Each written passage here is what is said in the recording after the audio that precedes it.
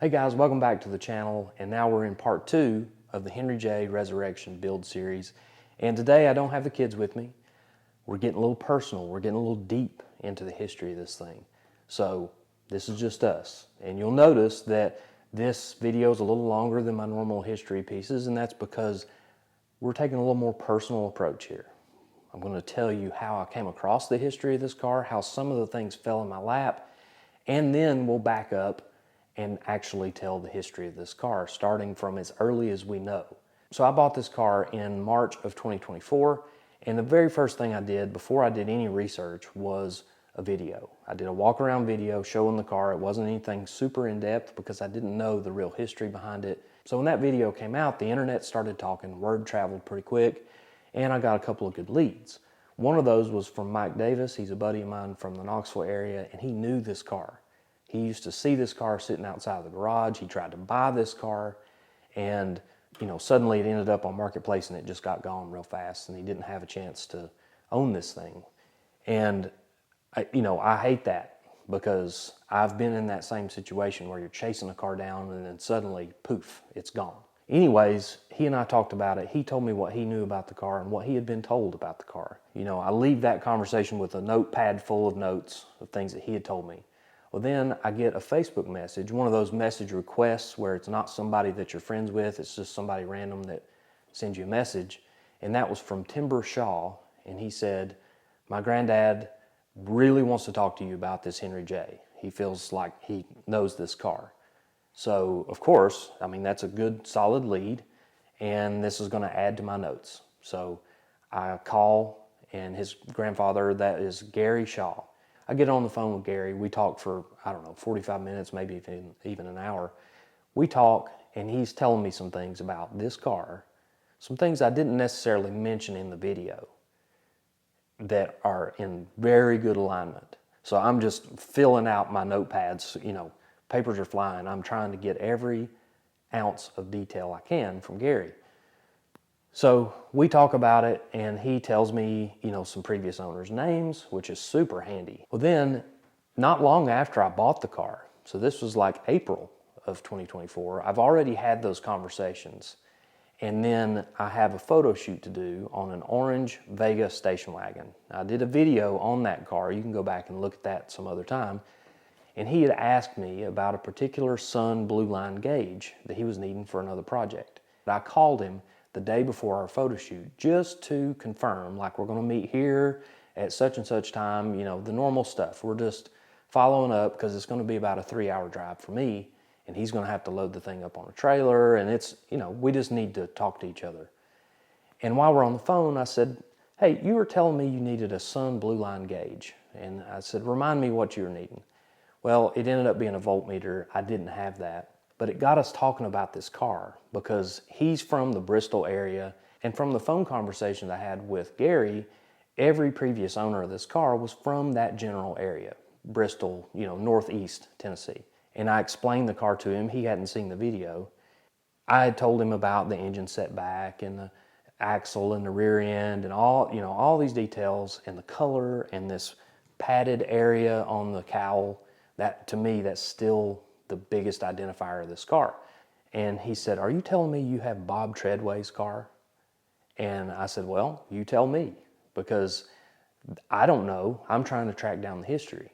But in my head, while we're on the phone, it clicks because that was one of the names that Gary Shaw had mentioned in our phone conversation. So I'm like, again, I get out the notepad. I'm starting to make notes because we're talking about this car.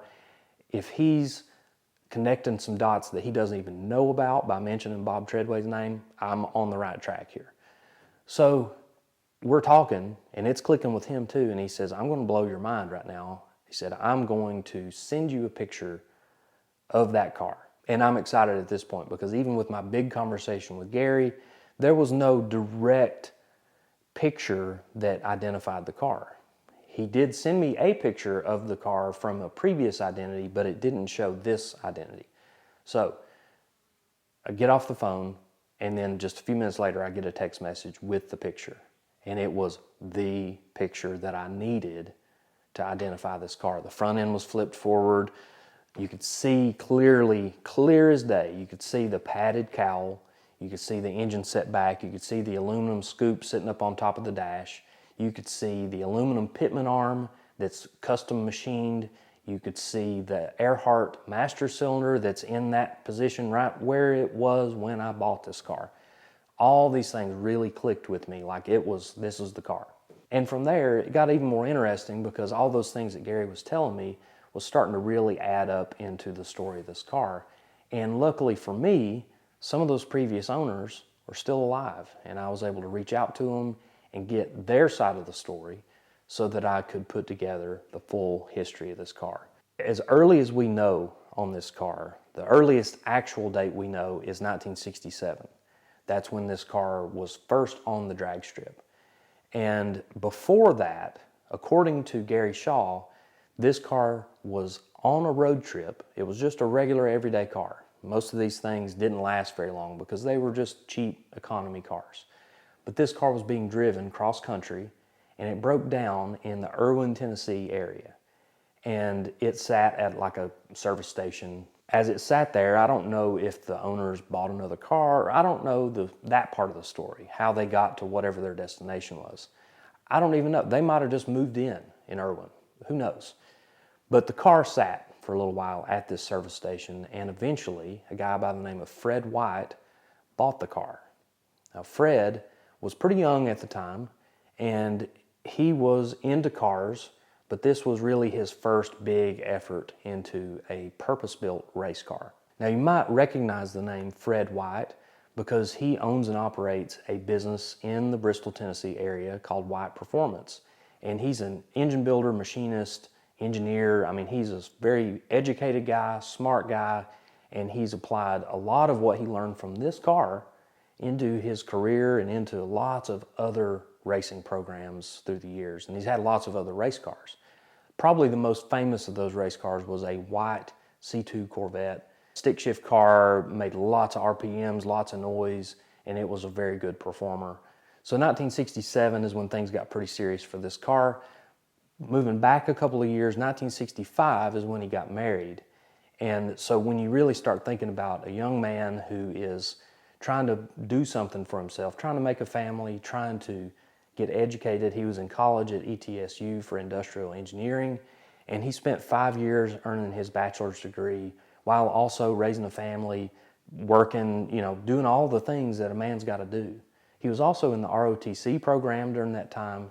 His older brother had fought in the Korean War and suggested to him to go ahead and get started in ROTC because that would help him in the case of getting drafted into the Army during the Vietnam conflict. So he did that. He signed up for ROTC and fortunately didn't end up getting drafted, but that taught him a lot. That whole experience was beneficial. So anyways, through all of this, from 1965 to 1970, he was in college, but he was also building this car. He was working on this car. He was refining it, learning as he went. And the very first setup that he had in this car was actually a Ford engine. He had a 406 FE-based Ford, so that's like early 60s Ford big block. And he ran it like that for a little while, but ultimately blew that engine up while he was racing in Beckley, West Virginia. So from that point, Larry McGee gave him a 327 Chevrolet block, and he built it from there. He did all the old school tricks on it. It had big compression. He put a crane cam in there. He put the best cylinder heads he could put on it, and he put Hilburn mechanical fuel injection on it. So it was a nice piece. He had a 4-speed manual transmission behind it, and he put an Oldsmobile rear end back here in place of the original rear end. And up front, he got rid of all the original front suspension, basically rebuilt the whole front half with a straight axle. And this is a Willis straight axle. So Willis from the 30s and early 40s had 4-lug hubs. So he didn't want to do that. He got rid of the 4-lug hubs and put Henry J hubs and brakes on that Willis axle. So there was a lot of engineering going on just right there, right off the bat. He's having to figure these things out because there was no instruction manual for this. There was no Googling it to try to figure it out. He had to figure it all out the hard way. And he put this thing all together, and he admits that through all the years, all the different race cars he had, that this was the most consistent car he had. This car won him a lot of money. He raced it all over the place. He raced at Rogersville, one of his local home tracks, and won for like 2 years straight. They had a bounty on him. They wanted somebody to come in and beat him, so that they could switch it up a little bit. But at that time, he was running in C-gas. The 327 cubic inches and the weight of the car worked out to be in C-gas, and it was a good combination. So he kept refining that combination, race after race, year after year. The car kept getting better and better. And during this time, he also painted it. So you'll see in some of these pictures that the car, it kind of looks orange in these pictures, but it was actually a bright red. And you'll see on the front end, it's got crane cams lettered on the fenders. You'll see a little starburst on the quarter with 327 injected on there. And then on the doors, it says Mighty Tiny. And he actually got that name from a chain tightener, like to boom something down when you're strapping it down. There was one of those made years and years ago that was called Mighty Tiny. And he thought, hey, that'd be a good name for this old race car. So he had that lettered on the doors. And you can see in some of these pictures that at this time, this car was refined pretty well. You can see he's cut out the fender wells on the back. It's got pretty good sized slick on there, but not anything crazy. It's got Krager SS wheels on the back. Looks like maybe a chrome stamped steel slotted mag on the front. One of the things he changed during all that time was he changed the 4-speed out for a clutch flight. So that's a Mopar transmission, a Chrysler transmission that starts as a torque flight. You cut the front end of it off and you put a clutch. So you get the advantage of leaving the line with a lot of RPM. This is before stall converters were a thing. You leave the line with a lot of RPM from the clutch, and then it's an automatic from that point on. So it was a great combo back in the day. And we'll see in this newspaper clipping, this is from May of 1970. And you'll see him listed in a list of heavy hitters that were coming to Knoxville Dragway. Now, this is not the Knoxville Dragway that you know today. This was 411 Dragway in Seymour, Tennessee. They renamed it Knoxville Dragway for a very short amount of time. So you'll see that it's listed there, Fred White, Irwin, Tennessee, driving a altered Chevy-powered Henry J. It's going to run 1090s. So this thing was a potent combination. If you're getting listed in the newspaper article, that's a pretty big accomplishment. So you'll see in these pictures some of the details. They're not the best pictures in the world, but it does give us an idea of some of the details on this car. You can see that it had a fiberglass front end, and it had a little hood scoop on that front end. And you can also barely see it, but you can see that he's gotten rid of the original dash and put a sheet metal dash in there. You can see some other details like the bottoms of the front end. You can see the bottom of that fiberglass front end is just cut off. It's kind of just spraddled out. You'll see on the back he's got a round tube bumper, which was extremely common, and then you'll see it's got wheelie bars on it because this car was known for raring up. So he got all that stuff tamed down. He got this car really sorted out before he ultimately ended up taking it apart, because that's what drag racers do. They got a good winning combination and they want to do something better. So he ended up taking the motor and transmission out of this car, and he went on to build several other cars through the years. But he ended up selling the rolling chassis to a friend of his, Leslie Whitehead. He sold it for $500, and Leslie actually paid him payments. This is according to Gary Shaw. And by the time he got it paid for, he realized, he probably wasn't going to be able to make something out of it. So he ended up selling the roller to Gary Shaw. So Gary bought this thing, $500 again, bought it as a roller, and this was around 1972.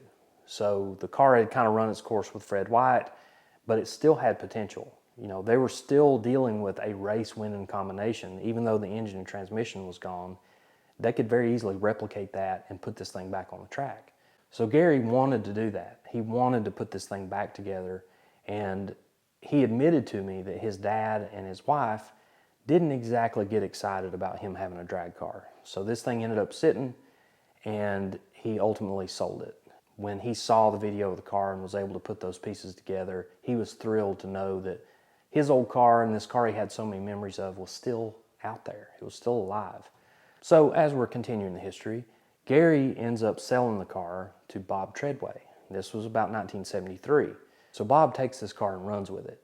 He's got a big plan, and he completely redoes the car. So he did keep the front suspension and the axle pretty much the same, but he did get rid of the old rear end. He put a 12-bolt rear end out of a 66 Nova. Now that's an extremely rare combination. 66 Novas didn't really come with 12-bolt rear ends very often unless it was an L79 car, and that would be a very high dollar rear end today. But back then, all he was looking for was a narrow rear end that was strong and that would fit underneath the back of this narrow car. Interesting detail, he didn't want to drag race it. He wanted to build it for the street. So he changed it a lot. And he changed the engine setback. He put a big block Chevrolet in there instead of the small block Chevy. It was a 454 based engine that was 60 over, making it 468. He put the best heads he could find. He put a big cam in there. It was actually an NOS ZL1 cam. So pretty rowdy cam even as a factory produced cam. He put that in there, tunnel ram, 2 Hollies, headers.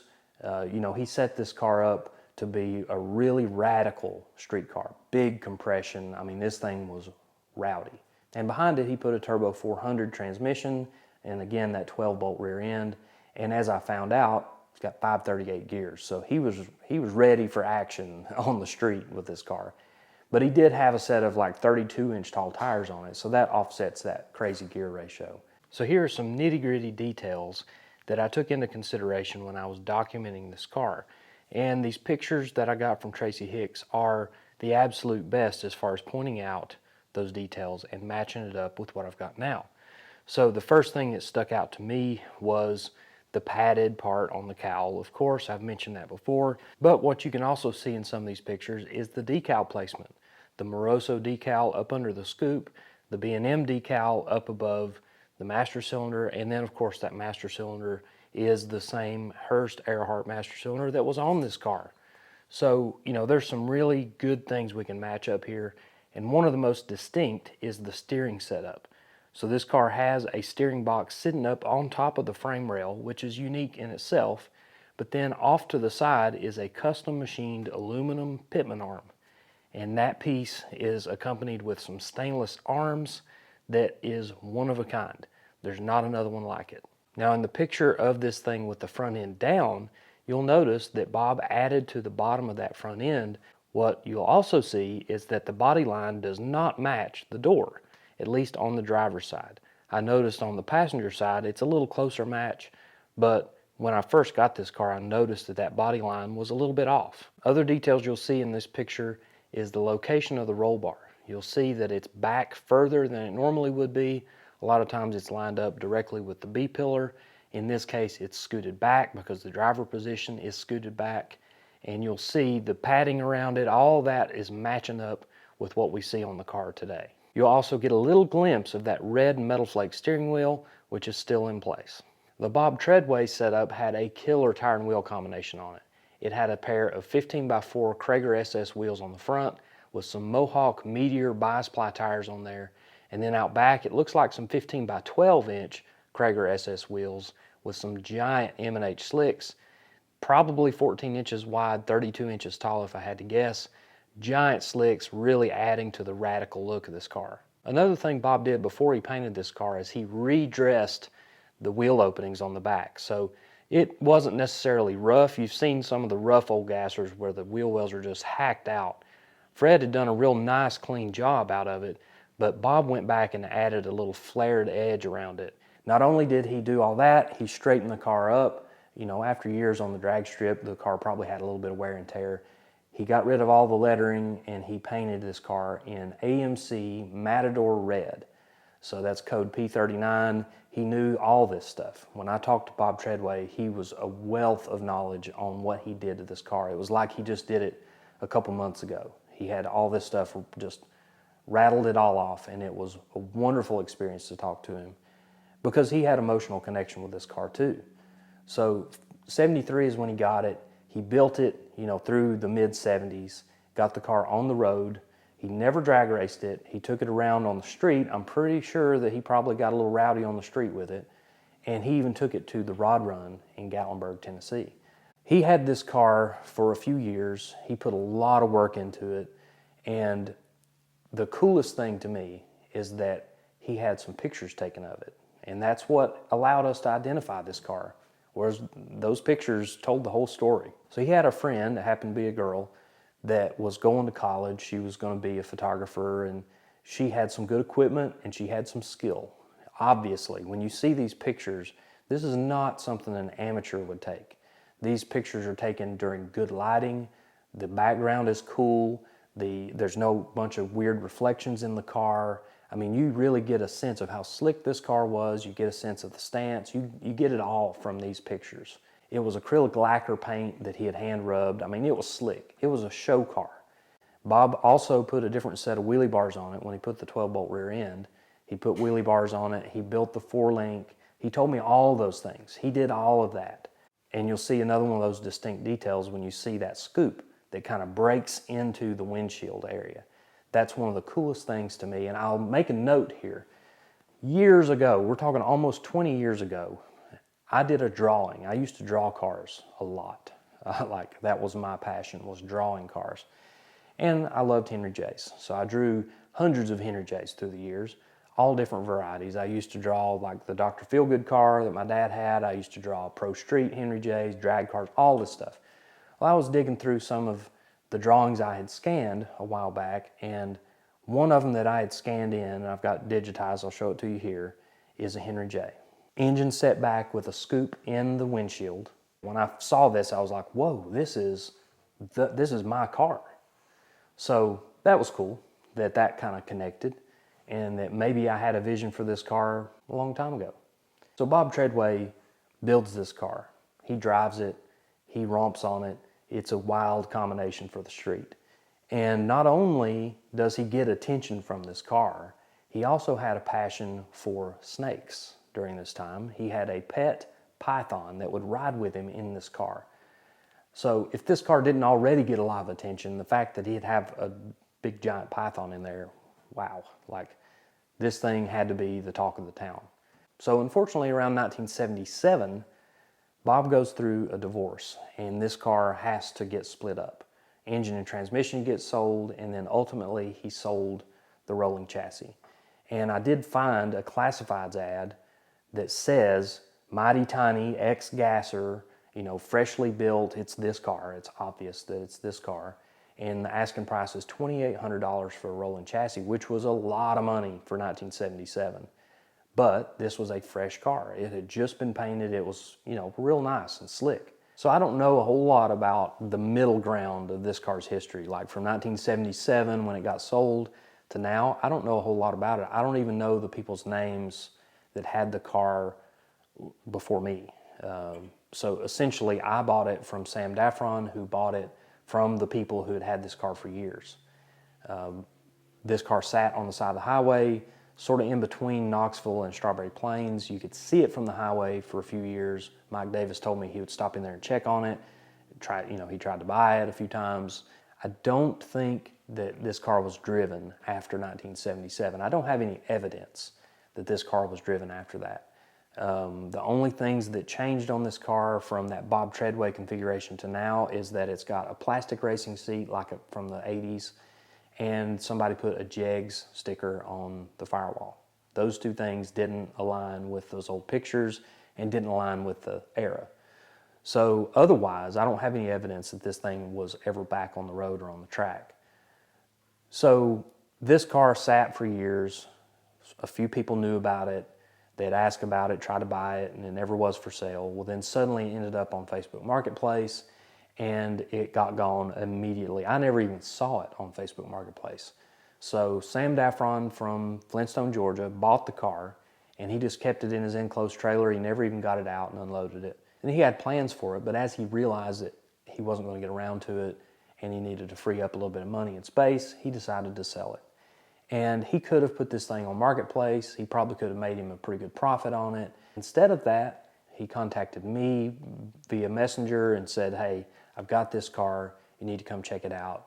I'd love for you to have it. So I went down there. He made me a nice fair price on it. And I was blown away with how solid the car is. The body is great. Lots of great details underneath. I was like, this is a no-brainer. And if you remember, I did a video about a Plymouth Arrow drag car, and it actually had my name on it. Tommy Lee was lettered on the doors at one point, and that car felt like it was meant to be. It was cheap, it was functional, it was all the things.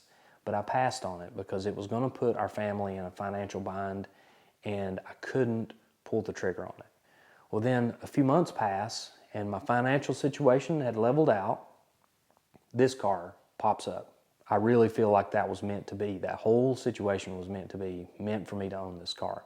And that's where I wanted to lead with all this story with this car. Again, I've said it before that these things are more than just sheet metal. They are part of people's history. They're part of people's lives.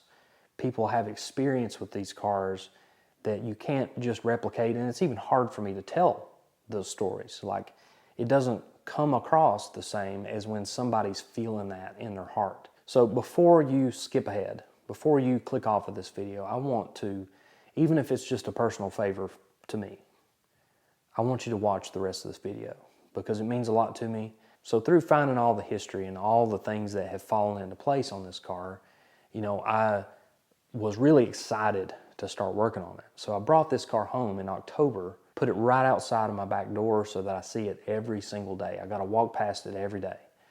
And I had a plan to build this car over the winter. I wanted to build it, and I wanted to race my buddy Josh in his funny Fairmont. I thought that would just be the coolest heads-up drag race, is a wild and crazy Fairmont and this wild and crazy Henry J. And I had plans to just bear down and get this thing done. I had made accommodations. I'd pushed other projects to the side. I made a vow that I'm not going to buy any other cars until I get this thing back on the road. Basically a month in to getting this thing here, taking it apart, start making parts lists and measurements and getting some things together, we had an unexpected situation in our household. And my wife has had some health issues through the years. She has lupus, Sjogren's syndrome, a couple other things that are going on in the background at all times. But she's had a pretty good run, and we've got 3 kids. Things are stressful. You feel tired, and she was feeling more than just tired. She was fatigued. And we were looking for answers. Her blood work was all out of whack. She was short of breath. Her heart rate was crazy. There was so many things all going on at once that it was hard for any of the doctors to pinpoint what was the root cause of it. We end up in the emergency room, countless doctor's appointments with different specialists. There was a scare of cancer because of what was going on in her lungs and her lymph nodes. There was a lot of things going on during the months of, especially December and January, which was going to be like, that was when I was going to be really nailing this thing down. And I don't want this to sound like an excuse that this build's taking me longer because my wife got sick. I don't want it to place blame on her. That's the last thing in the world that I want to do by telling you this. But I feel compelled to tell you because it changed me. So in January, this was toward the end of January, so by this point we're a couple months in to this health journey. We're trying to figure things out, and I'm obsessing over it. I obsess over things. That's what I do. I obsess over old car history, and when one of my family members is sick, I usually obsess over it. So in this case, I'm Googling stuff. I'm trying to figure it out. I'm trying to, much like trying to figure out the history of the car, I'm trying to triangulate, trying to find something that all lines up together so that I can figure it out. I'm not a doctor. I'm not educated in that way, but that's how my mind works. So we're trying to figure out some answers so that we can figure out some solutions. And we go to the doctor. This was late in January, and I had just started going to the doctor with her because I was so desperate for answers. I was trying to help her. If we had questions, I wanted to be able to ask them.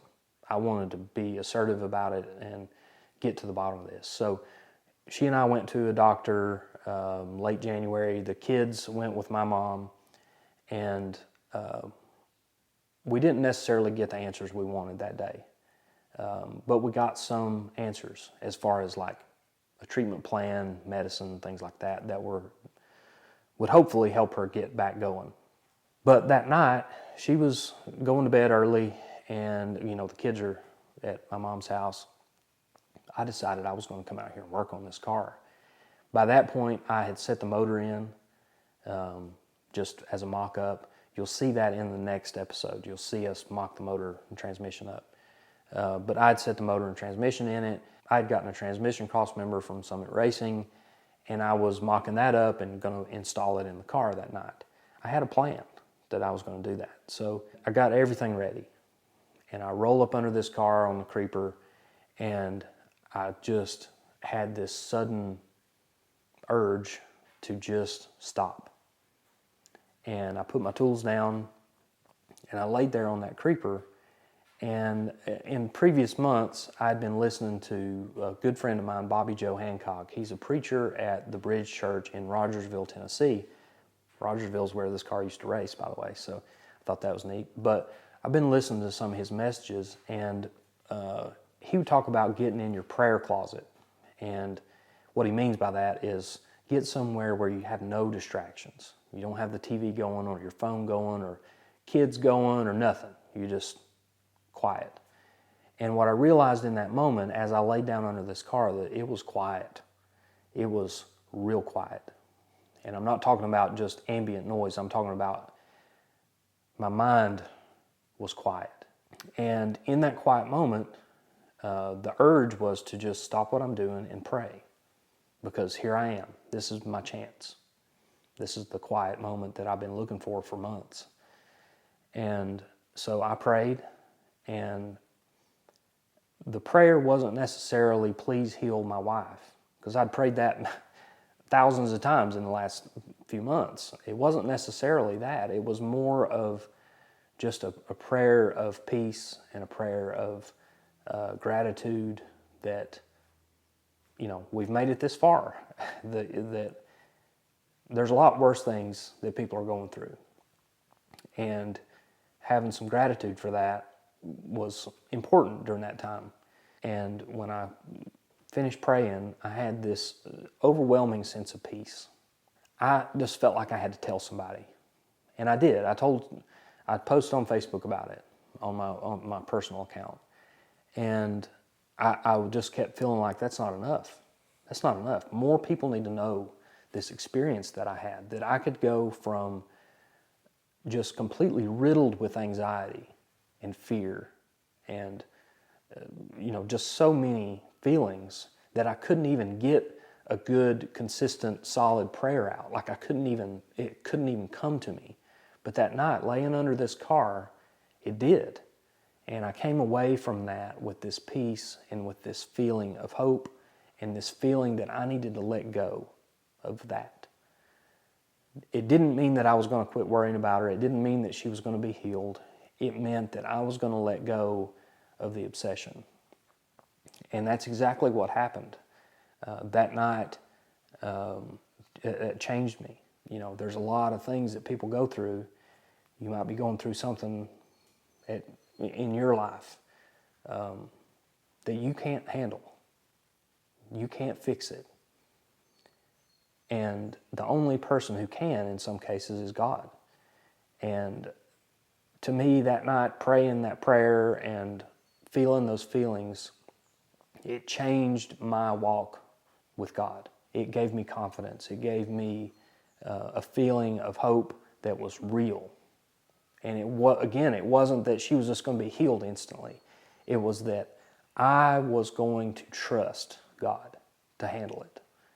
And it's been a few months since that happened. Obviously, we're in the dead of summer now, and my wife's health has improved. It's not completely 100%, but it has improved.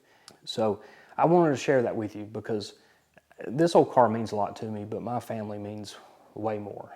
Because of the way all this played out, it gave me a story. It gave me a testimony, and I felt very compelled to tell you. And it's my hope that this video gets millions of views, and not for my own benefit, but for honoring God and obeying God. I obeyed Him by telling you this. I could have just kept it to myself and got my own benefit out of it, but my hope is that somebody out there sees this and hears this that it resonates with. And Part of the reason I wanted to do this as well is that I went and talked with Bob Treadway, and as I'm trying to figure out the history of this car, I went to his shop and I talked to him, and he was absolutely fearless in speaking about God and spreading the gospel. And that taught me a lot of what I've not been doing. I've tried real hard my whole life to live right. I've been a Christian for basically my whole life. I got saved when I was real young, and I've tried real hard. I had great examples in my parents. I tried real hard to live right. But what I hadn't been doing was spreading the gospel and serving God. So I have a great audience here. You guys watch, you guys enjoy what I do, and I wanted to share that with you, share my testimony, and just ask you to keep praying for us. The health issues are not over. This journey just keeps on going. I hope you enjoyed following along with the history of this car and some of the ways that some of these things just fell into place to be able to tell its story. So thank you for watching. If you enjoyed this video, give it a thumbs up. Feel free to leave a comment below. And if you haven't already, hit the subscribe button. Thank you for watching.